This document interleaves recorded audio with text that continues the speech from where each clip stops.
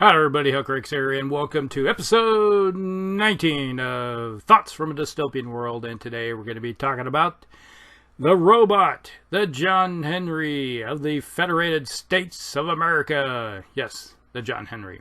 Well, the John Henry is a very interesting design for a robot. It's kind of versatile. It can do lots of different things. Alright. From the Federated States, we have the John Henry. Comes in at 75 points, so it's fairly cheap. They do operate in squadrons of 2 to 3, so you're going to be paying 150 points minimum to bring at least 2 of these. But, you know, you're not going to be not too unhappy to have them on the battlefield or on the seas flying around. Now, it does have a regular crew, which means they hit on a 4, defend on a 4. You know, that's pretty standard fare when it comes to a lot of different units in the game. So nothing to complain about, nothing to, say, hey, that's bad. It's not. It does use has a minimum movement of 0. So basically this thing can sort of like hover, that type of deal. So, yeah, it's kind of like, this is Iron Man, early days. Just think about that. He just hovers up and goes, fires away. Has a 360-degree turn, has a minimum movement turn of 0. So, yes, he just kind of turns it however he likes to do it. So, you just kind of like, okay, I'm going to go this direction, or I can go this direction. So, that is the nice thing about the John Henry. It's a very versatile robot. The guys inside controlling it. So you got Tony Stark style guys in there going, hey, let's go over here and blast some stuff. All right, that's kind of like how I like these guys. Okay, now it does have a couple weapons. It has a hand cannon and a armed rocket. We'll get to those things in a second. Now, the DR and the CR is 4 and 6. Okay, so it's sort of like everybody else's cruisers. It's a flying cruiser, basically. There's nothing to scream home about. It's pretty good, not too bad for the points. Yeah, you probably could bring in a few more like Lexingtons in the game for the cost of one John Henry, but the John Henry is sort of like your versatile flyer that can go about anywhere you want to. All right. Has a movement of 10, so it is able to close at least a range band a turn if you want to. Don't have to, but you can. Okay, it has 4 hull points, so it's just similar to your typical cruiser. Actually, it's closer, in that aspect. It can take a pounding pretty good, so not bad. Assault points, you do have a small crew on board that can rocket from hatches on board. There's 4 of them, so it's, if you got a squadron of 3 of these guys, that's 12 dice that you can be jumping across if you want to. It does have some ACAC on board. It has 4, so okay, not bad. So you basically have some guns shooting at rockets or any type of flyers nearby. So nothing to write home about, but it's not bad. It's better than some of the cruisers out there. Now it does have close a CC of 1, and you say, hey, it's a flyer, but it also can be on land, so it couldn't walk on land if you want it to. Why you would, I don't know, but there could be, or you can be over in the water too. So it's like one of those things where it's one of those things where if you wanted to be on the water, walking on the water, or standing in defense or something of that nature, you do have something that can shoot at some torpedoes that come in your way. But why do that? Fly. And then if you bump into somebody or turn it into a ballistic missile, it only has 3 dice. So it's not so great, but not so bad. Now, we do have some model assigned rules with this thing. We have Hunter with the aerial attack with left and right arms +1. So you hit on a 3 against any flying target. So if you have an opponent that likes to bring lots of flyers, like bombers and stuff like this, these things work really good for knocking them down when they get into range. You know, what can you say? It's great. And those arms have a 270-degree arc. So basically, imagine you can swing it from your immediate left all the way to your right behind you. So anybody that's in your front arc, there's overlapping. You know, you're going to have ability to shoot both weapons at anybody that's basically in front of you. If you draw a line directly in front of your base, they can be hit by the left and right arms. Now, if they are directly behind you, you draw a line directly behind you. If your center line crosses them, both weapons can shoot that if they're in the direct center line behind you. But otherwise, it's going to be one weapon on one side, one weapon on the other side in the rear arcs. But that's pretty good. You know, typically with the turn radius of this thing, you can turn this thing however you want to and shoot somebody pretty much however you like. You know, that's the nice thing about it. Now, they do have the secondary, the hand cannons are secondary, so you don't have to worry about minimum ranges. And then the right arm is the tertiary rockets. So, you know, you pick your target. So basically, I'm going to shoot either the same target with both weapons, or this target gets this and this target gets that. So there. Now, the other model assign rules is we have redoubtable. So the hand cannon is for every 2 points of damage you have, it's only knocks down your hand cannon, your left arm cannon, by 1. So if you have 1 point of damage, it has no effect on this for your dice pool. All right. So if you have a dice pool of 10, let's say, all right, let's look at range band 3. You got 5 dice with the left hand cannon with your left arm. So normally, if anything that has 1 point of damage on it, that will drop that to a 4. You don't worry about it until you hit 2 points of damage on this robot, and then it's only 1 that you lose. So when you have 2 whole points off of this thing, then you roll 4 dice instead of 5. That's the nice thing. All right. So these guys can take a bit of punishment and keep on dishing it out. That's the nice thing about it. So the least amount you're ever going to knock off for your dice pool is 1 from any type.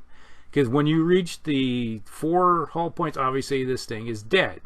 So if you have 3 damage on it, well, it still counts as only 2. So that's still only 1 die from the dice pool. Alright, well, pretty simple. Now, this thing has rugged construction 1. So, if you're shooting a John Henry and you have 10 dice you're throwing at it, you have to subtract 1, so you're only throwing 9. So it's basically saying these guys are super rugged construction and a blade of type of armor on them, so they just kind of knock stuff off, so they just keep on ticking, so it's harder to damage them. You know, that's kind of like how they look at that. So it is one of the nice things about these robots that I really like taking out and using. Any type, I prefer to use these guys over bombers myself. Bombers are nice, but I rather use a John Henry because it has a little more versatility. All right. Now, we were talking about the weapon systems. The left arm shoots out to the 3rd range band with this version with 5 dice. So if you have 3 in your squadron, so you're going to be throwing 10 dice at somebody out at range band 3. So 24 inches, 10 dice. The odds are you're going to really hammer somebody pretty hard. And if they are a flying target, well, you're really going to hurt them because you're hitting on 3s. So you got a 66% chance. So out of the dice pool of 10, odds are you're going to hit at least 6 to 8 times, because one of those 10 dice probably going to be at least 1 6. And then you're going to have at least probably 6 of those are going to be 1 hit. So that's probably going to be 8 hits right off the bat. And then you're going to do a re-roll. And the odds are you're going to have at least 1 more hit. So that's probably, typically you're going to roll between 7 and 9 hits just with the left arm cannon against anything that's flying. So they will know that you're there. And if you really roll really good with some 6s in there, the odds are you might be up to 12 to 15. I've done up to 18 or 20 before with just left arm cannons on these before, and just obliterated flying units. All right. Now, if you get out to range band 2, you're looking at 12 dice, and if in range band 1, you're throwing 14. So that's pretty good. You know, you get these guys up close and personal with somebody that's a flyer, they are ripping things to pieces. Now, if they got targets on the water or on land, that's a different story. But you know, you're talking a 50%, so that's going to knock down the damage ratio a bit. So typically, if you're shooting a water target or a land target at range band 3, you're probably going to do about 6 hits, then 8. Then maybe 10, somewhere in there, up and down, varying how many 6s you get in there. So it's respectable just for just one arm weapon system. Now we toss in there the rocket batteries. Well, with the hand cannons, what's going to knock those hits down will be shields. Now with the right arm, the rockets are not as versatile, because, you know, with the FSA, they prefer to be in range band 3. So this is where you're kind of like having 2 different targets. As you're getting closer, the arm cannons get better, and then as you get closer with the rockets, you get worse. So typically you're going to be, all right, looking for 2 different targets. So all right, it's like as you get closer, I'm going to shoot the arm cannons at something close, and then as you're looking for that 3rd range band targets. And since you got a good firing arc, you know, you're probably going to find a 3rd range band target. So the odds are early in the game that you are going to shoot the same target. As you get closer, you're going to be shooting 2 different targets. Now, the arm rocket batteries, rockets have a tendency to get knocked down more because you're going to have to go through ACAC first, and then if they have shields, and shields can knock them down a bit more too. So the odds are the amount of damage you do is decreased with rockets. You know, it doesn't mean that they're going to roll great. They may roll poorly and it doesn't even do anything, and it just goes slamming in and does a lot of damage. But at 3rd range band, you'd be rolling 12 dice, then the 2nd range band is 10, and then 8 at the 1st range band. And since they're tertiary weapons, there's no minimum. But if you're shooting aerial targets, well, obviously you got the hunter with that, and that will increase the amount of damage you're going to do. So what I'm trying to say is primary targets with the John Henrys are flyers. If you have any type of flying targets out there, shoot them first. They can knock things down quickly. But if targets get close on the water and you're going near them, hit them with the hand cannons and hit the rockets at the flyers. So this depends. Like, situational dictates how these things kind of work out the way they do. But, you know, a lot of times, like I said, early in the game, the first couple turns, I'm shooting at distant targets. But by turn 3 and 4, as fast as these things can close the distance, a lot of times I'm shooting with the long-range weapons that, let's say they got a carrier out there, like a Sky Fortress. I'm going to be trying to shoot the Sky Fortress first, but it depends. Let's say there is a cruiser that is looking like it needs to be taken out. It's pretty close. I might shoot the cannons at the close target and then the rockets at the far target.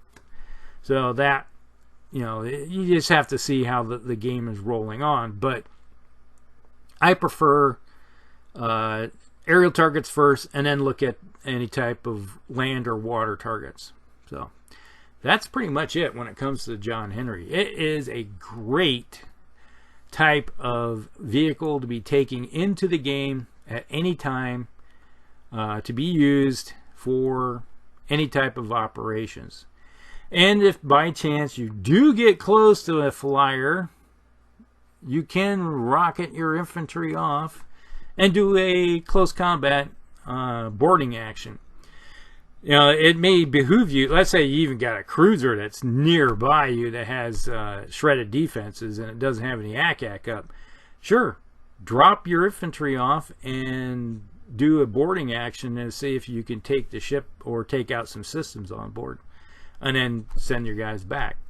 So there's many ways to use this thing, and the wonderful thing about it, like I said, it is very versatile, very mobile. It can turn on a dime, where a lot of ships and other things are sitting there having to turn and spin and slowly make their way around. These guys are like zippy. You know, they will say, all right, I'm going to just go over here.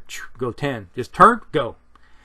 You know, there's some other vehicles and ships in the game that can do that, but you know, this is one of the few that can turn on a dime. So you just look at, if you ever watched any of the Avengers movies with Iron Man in it, how he can just turn on a dime, this is Iron Man supersized. All right. Hope you guys like these guys. And if you use them, let me know, and we will talk with you all later. Helker X out.